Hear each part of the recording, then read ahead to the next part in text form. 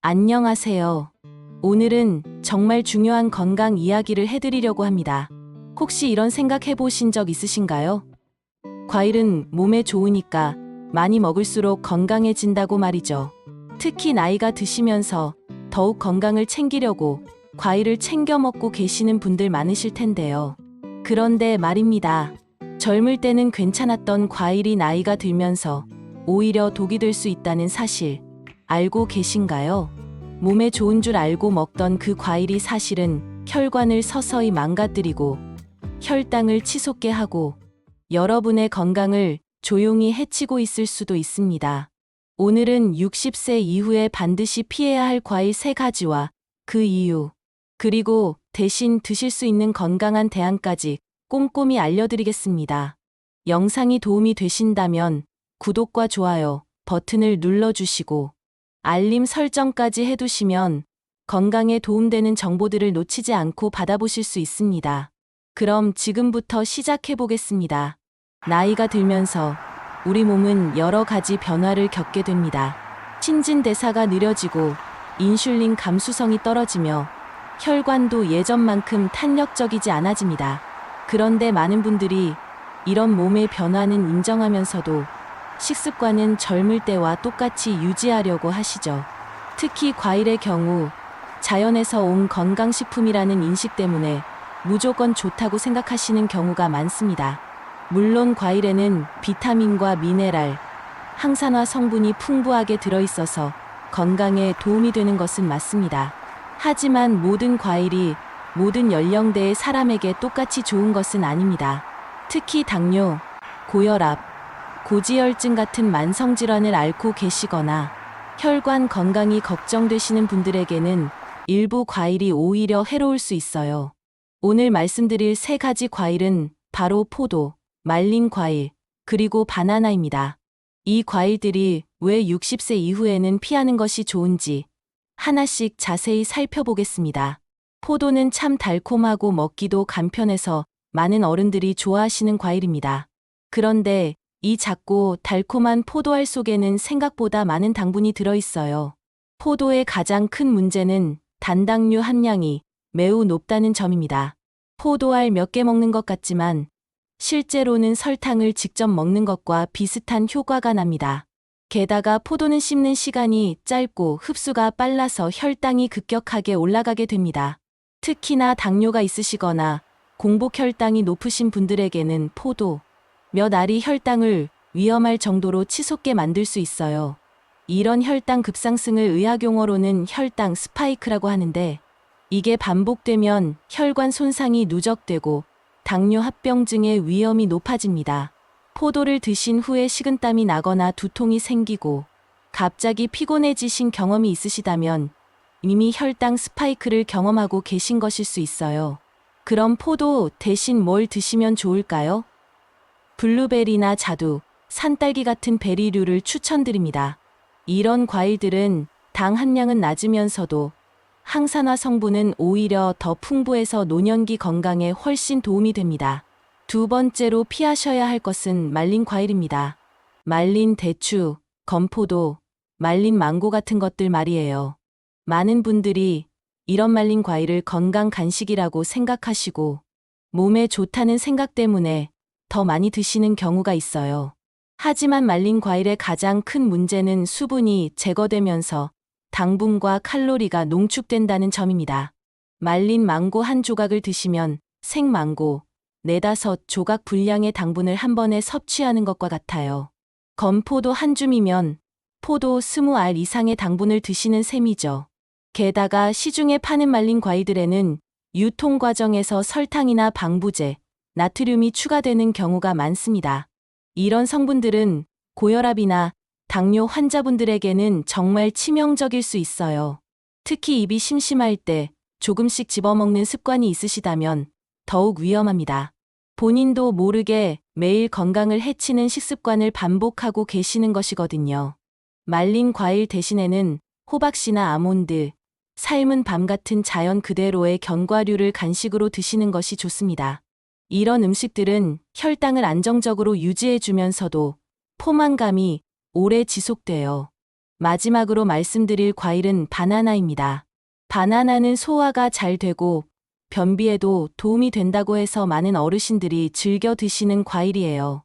특히 아침 식사 대용으로 바나나 하나 정도는 괜찮다고 생각하시는 분들이 많으시죠.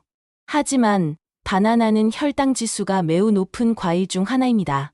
바나나를 드시면 혈당이 급격하게 올라가는데 특히 아침 공복에 드실 경우 그 상승폭이 극심해져서 몸에 큰 부담을 줄 수 있어요.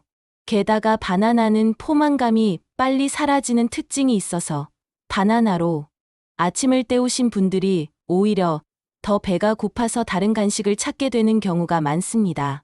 만약 공복 혈당이 100 이상이시거나 당화혈색소가 6 이상이신 분, 당뇨 가족력이 있으신 분들이라면 바나나는 가능한 한 피하시는 것이 좋습니다. 바나나 대신에는 삶은 고구마나 삶은 계란같이 천천히 소화되면서 혈당 급등 없이 포만감이 오래가는 자연식품을 드시기를 권해드립니다. 왜 이런 과일들이 나이 들면 독이 될까요? 근본적인 이유는 우리 몸이 변했기 때문입니다.